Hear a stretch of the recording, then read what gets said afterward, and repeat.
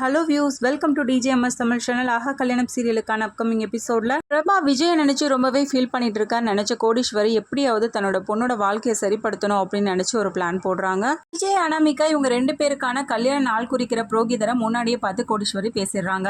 நாளைக்கு ஜாதகம் பார்க்க போகிற வீட்டில் நான் சொல்கிற மாதிரி நீங்கள் சொன்னீங்கன்னா என்னோட பொண்ணோட வாழ்க்கை பாதிப்படையாது அப்படின்னு சொல்லிட்டு கோடீஸ்வரி வந்து கேட்குறாங்க. ஏற்ற மாதிரி அந்த புரோகிதரும் போயிட்டு என்ன பண்ணுறாங்க, 2 பேரோட ஜாதகத்தையும் வாங்கி வந்து பார்க்குறாரு. இடையில வந்து குடும்பத்தில் உள்ளவங்க எல்லாருமே உட்காந்துட்டு இருக்காங்க. இன்னொரு பக்கம் அனாமிகா அம்மா அப்பா 2 பேருமே உட்காந்துட்டு இருக்காங்க. பக்கம் கோடீஸ்வரியும் அந்த புரோகிதரை வந்து கண்ணை காட்டுறாங்க. நான் சொன்ன மாதிரி சொல்லிடுங்க அப்படின்னு சொல்லிட்டு அதுக்கேற்ற மாதிரி வந்து ஜாதகத்தை எடுத்து வாங்கி பார்க்குறாரு. படிச்சும் பார்க்குறாரு. ஜாதகத்தை பார்த்தா புரோகிதர் வந்து என்ன சொல்றாரு, மாங்கல்ய பொருத்தம் எங்களுக்கு வந்து கம்மியா இருக்கு அப்படின்னு சொல்றது கேட்டு எல்லாருமே ரொம்பவே அதிர்ச்சியாகி போய் நிற்கிறாங்க.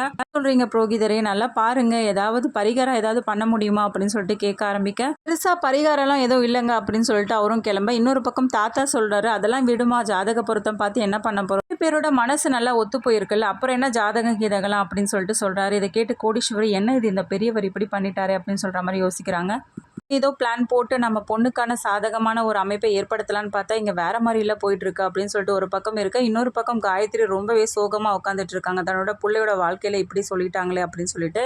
இந்த சமயத்தில் போன கோடீஸ்வரி காயத்ரியை பார்த்து எதுக்காக இவ்வளோ சோகமாக இருக்கீங்க அப்படின்னு சொல்லிட்டு கேட்க, என்ன பண்ணுறது, என்னோட பிள்ளையோட ஜாதகத்தில் இப்படி இருக்குன்னு சொல்லிட்டாங்களே, இப்படி கவலைப்படாமல் இருக்க முடியும் அப்படின்னு சொல்லிட்டு காயத்ரியும் புலம்ப, இதுதான் சமயம் அப்படின்னு சொல்லிட்டு என்ன பண்ணுறாங்க, காலத்தில் ஜாதகம் பார்த்து கட்டி வைக்கிறதே 1008 பிரச்சனை வருது, இதில் வேற நம்ம ஜாதகம் பார்த்து இதை மாதிரி சரியில்லைன்னு சொல்லிட்டு நம்ம மனசறிஞ்சு எப்படி கட்டி வைக்க முடியும், நீங்கள் நினைக்கிறது கரெக்டு தான் அப்படின்ற மாதிரி பேச ஆரம்பிக்கிறாங்க.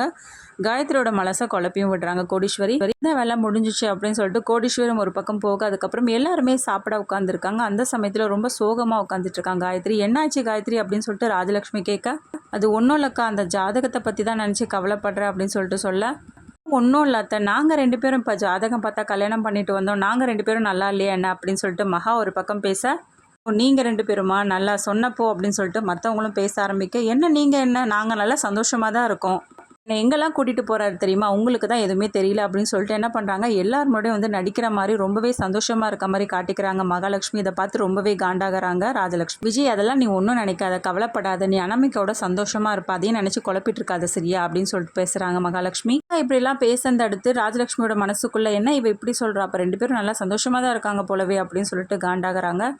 ரூமுக்கு போன சூர்யா வந்து மகாவை பார்த்து முறைக்க ஆரம்பிக்க, என்னங்க எதுக்காக என்னை பார்த்து முறைக்கிறீங்க அப்படின்னு சொல்லிட்டு கேள்வி கேட்க, எதுக்காக முறைக்கிறேன்னு உனக்கு தெரியாது, அங்கே என்னெல்லாம் பேசிட்டு வந்திருக்கு தெரியாது அப்படின்னு சொல்லிட்டு கேள்வி கேட்க ஆரம்பிக்கிறாரு. இதெல்லாம் நல்லதுக்காக தான் நான் சொல்லிட்டு வந்திருக்கேன், அப்போ தான் அவங்க 2 பேரோட கல்யாணம் நடக்கும் அப்படின்ற ஒரு நல்ல இடத்துல சொல்லிட்டாங்க, நீங்கள் ஏங்க தப்பாக புரிஞ்சுக்கிறீங்கன்னு சொல்லிட்டு மகாவும் விளக்கு கொடுத்ததுக்கு அப்புறமா சூர்யா ஓகே சொல்கிறாரு. இதோட ப்ரோமோ முடிச்சிருக்காங்க.